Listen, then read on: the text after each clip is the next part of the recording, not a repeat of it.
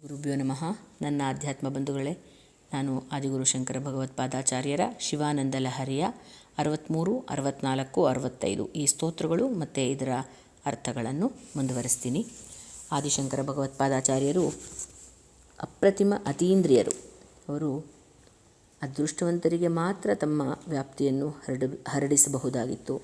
ಆದರೆ ಅವರ ಕಾರುಣ್ಯ ಎಂತಹದ್ದು ಅಂದರೆ, ಅವರು ಸಂಪೂರ್ಣ ಎಲ್ಲರನ್ನೂ ಆಶೀರ್ವದಿಸಿ ಎಲ್ಲರನ್ನೂ ಭಕ್ತಿ ಮಾರ್ಗದ ಒಂದು ದಾರಿಯಲ್ಲಿ ನಡೆಸಿದಂತಹ ಮಹಾನುಭಾವರು. ಅವರು ಏಕಾಂತವಾಗಿರಬಹುದಾಗಿತ್ತು. ಎಲ್ಲರಿಂದನೂ ಅವರು ದೂರ ಉಳಿದು ತಪಸ್ಸು ಮಾಡ್ತಾ ಇರ್ಬೋದಾಗಿತ್ತು.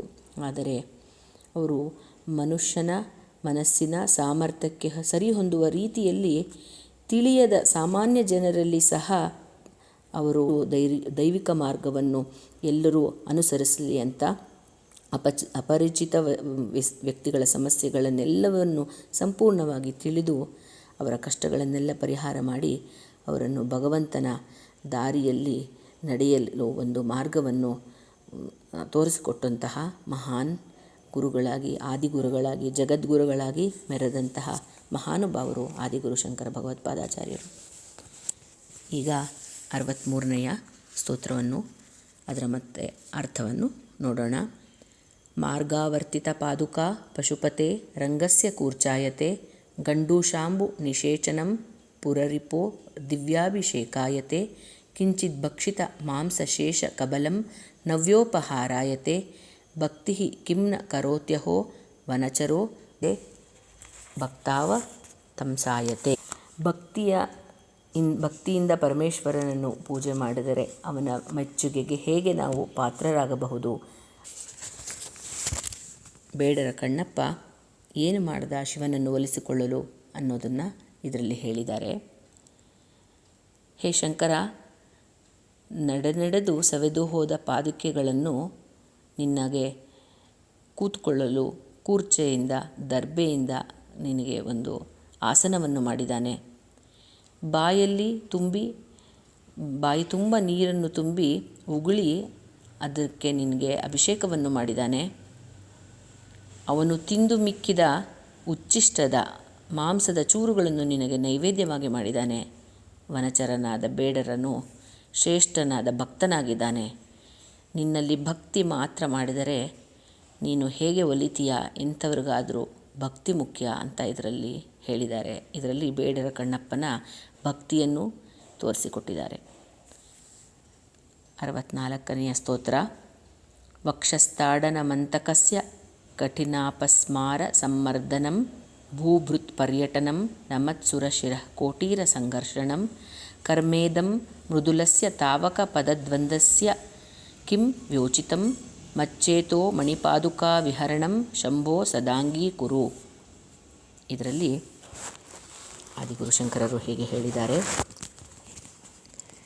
ಹೇ ಪರಮೇಶ್ವರ, ನಿನ್ನ ಲೀಲೆಗಳು ಏನಂತ ವರ್ಣಿಸುವುದು? ಹೇ ಶಂಭುವೆ, ಯಮನ ಎದೆಯನ್ನು ಒದೆಯುವುದರಿಂದ,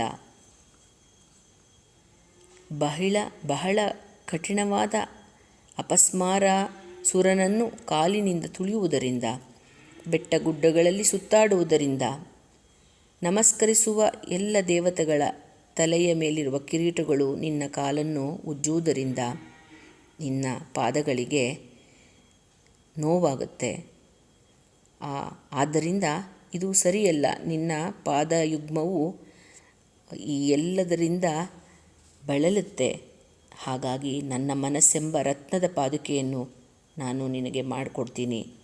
ನೀನು ಅದನ್ನು ಸ್ವೀಕರಿಸಿ ಅದನ್ನು ಮೆಟ್ಟಿಕೊಂಡು ನೀನು ಎಲ್ಲ ಕಡೆ ನಡೆ. ಇದನ್ನು ಅಂಗೀಕರಿಸು, ಇದರಿಂದ ಸಂಚರಿಸು ನೀನು ಅಂತ ಆದಿಗುರು ಶಂಕರರು ಇದರಲ್ಲಿ ತಿಳಿಸಿದ್ದಾರೆ.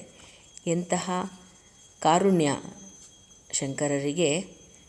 ನಾವು ಯಾವ ರೀತಿ ಭಗವಂತನಲ್ಲಿ, ಶಿವನಲ್ಲಿ ಬೇಡಬೇಕು, ಯಾವ ರೀತಿ ಅವನಿಗೆ ನಾವು ಹತ್ತಿರ ಆಗಬೇಕು ಅಂತ ಶಂಕರರು ಈ ಒಂದು ಸ್ತೋತ್ರದಲ್ಲಿ ನಮಗೆ ತೋರಿಸಿಕೊಟ್ಟಿದ್ದಾರೆ.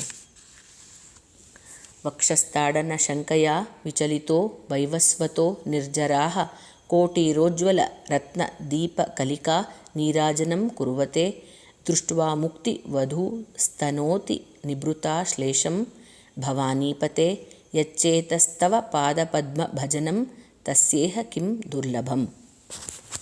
ಇದರಲ್ಲಿ ಭಕ್ತ ಮಾರ್ಕಾಂಡೇಯನ ಬಗ್ಗೆ ಇದರಲ್ಲಿ ಶಂಕರರು ತಿಳಿಸಿದ್ದಾರೆ. ಹಾಗೆ ನಾವು ಹೇಗೆ ಇದರಲ್ಲಿ ಶಂಕರರು ಭಕ್ತ ಮಾರ್ಕಾಂಡೇಯನ ಬಗ್ಗೆ ತಿಳಿಸಿದ್ದಾರೆ, ನಾವು ಹೇಗೆ ಶಿವಭಕ್ತರಾಗಬೇಕು ಆ ರೀತಿಯಲ್ಲಿ ಅಂತ ತಿಳಿಸಿಕೊಟ್ಟಿದ್ದಾರೆ.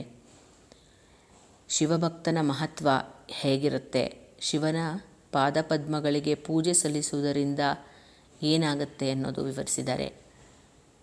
ಶಿವಪಾದ ಭಕ್ತನಿಗೆ ಯಾವ ಭೀತಿಯೂ ಇರುವುದಿಲ್ಲ. ಹೇ ಭವಾನೀಪತೆ, ನೀನು ಯಾವನ ಮನಸ್ಸು ನಿನ್ನ ಪಾದ ಕಮಲಗಳಲ್ಲಿ ಮಗ್ನವಾಗಿರುತ್ತೋ ಅವನಿಗೆ ಯಾವುದೂ ದುರ್ಲಭವಾಗುವುದಿರೋದಿಲ್ಲ. ಪರಶಿವನು ಎಲ್ಲಿ ತನ್ನ ಎದೆಯನ್ನು ಒದೆಯುವನೋ ಎಂಥ ಭೀತಿಯಿಂದ ಯಮ ಓಡಿ ಹೋಗ್ತಾನೆ, ಅವನ ಬಳಿ ಬರುವುದಿಲ್ಲ. ಭಕ್ತನ ಬಳಿ ಯಮ ಸುಳಿದಾಡುವುದಿಲ್ಲ. ದೇವತೆಗಳು ತಮ್ಮ ಕಿರೀಟದಲ್ಲಿ ಹೊಳೆಯುತ್ತಿರುವ ರತ್ನಗಳಿಂದ, ಅದರಿಂದ ಬರುವಂತಹ ದೀಪಗಳಿಂದ ಅವನಿಗೆ ಆರತಿಯನ್ನು ಮಾಡಿ ಅವನನ್ನು ಒಲಿಸಿಕೊಳ್ಳುತ್ತಾರೆ. ಮತ್ತು ಶಿವೆ ಭವಾನಿ ಗಾಢವಾಗಿ ಕೊಳ್ಳುತ್ತಾಳೆ ಶಿವನನ್ನು ಪ್ರೀತಿಯಿಂದ ಅವನಿಗೆ ಹತ್ತಿರವಾಗಿರೋದಕ್ಕೆ. ಹೀಗೆ ಈ ಲೋಕದಲ್ಲಿ ಶಿವನಿಗೆ ಭಕ್ತಿ ಮಾಡಿದರೆ, ಪ್ರೀತಿ ಮಾಡಿದರೆ ಅವನು ಎಲ್ಲರನ್ನು ಪ್ರೀತಿಯಿಂದ ಸಲಹುತ್ತಾನೆ, ಹತ್ತಿರ ಮಾಡಿಕೊಳ್ತಾನೆ. ಯಾವುದೂ ದುರ್ಲಭವಾದದ್ದು ಇಲ್ಲ ಶಿವನಿಗೆ. ಆದ್ದರಿಂದ ನಾವು ಶಿವನಲ್ಲಿ, ಅವನ ಪಾದಪದ್ಮಗಳಲ್ಲಿ ಮಾರ್ಗದಲ್ಲಿ, ಆಧ್ಯಾತ್ಮ ಮಾರ್ಗದಲ್ಲಿ ನಡೀತಾ ಇದ್ದರೆ ನಮ್ಮ ಸಕಲ ದೋಷಗಳು ನಿವಾರಣೆಯಾಗಿ ಇಷ್ಟಾರ್ಥಗಳು ಸಿದ್ಧಿಸುತ್ತೆ. ಶಿವೆಗೆ ನಾವು ಹತ್ತಿರವಾಗ್ತೀವಿ ಅಂತ ಶಂಕರರು ಈ ಸ್ತೋತ್ರಗಳಲ್ಲಿ ತೋರಿಸಿಕೊಟ್ಟಿದ್ದಾರೆ. ಒಳ್ಳೆಯದಾಗಲಿ. ಮುಂದಿನ ಸ್ತೋತ್ರಗಳಲ್ಲಿ ಸಿಗೋಣ. ಶ್ರೀ ಗುರುಭ್ಯೋ ನಮಃ.